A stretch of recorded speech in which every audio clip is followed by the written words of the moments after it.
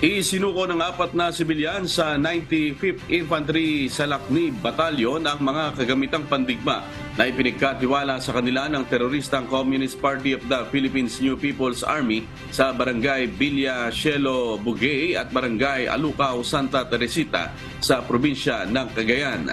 Kasunod ito ang pagsuko ng isa pang sibilyan ng isang improvised shotgun na may kasamang mga bala at 2 improvised explosive device o IED. Isa namang caliber 45 pistol kasama mga bala nito at magasina ang isinuko ng isa pang sibilyan na dadaling supporter ng NPA mula sa Barangay Alucao, Santa Teresita, Cagayan. Sa pahayag ng 4 na sibilyan na papanahon na umano para tuldukan ang maling paniniwala na itinatak sa kanila ng komunistang CPP-NPA.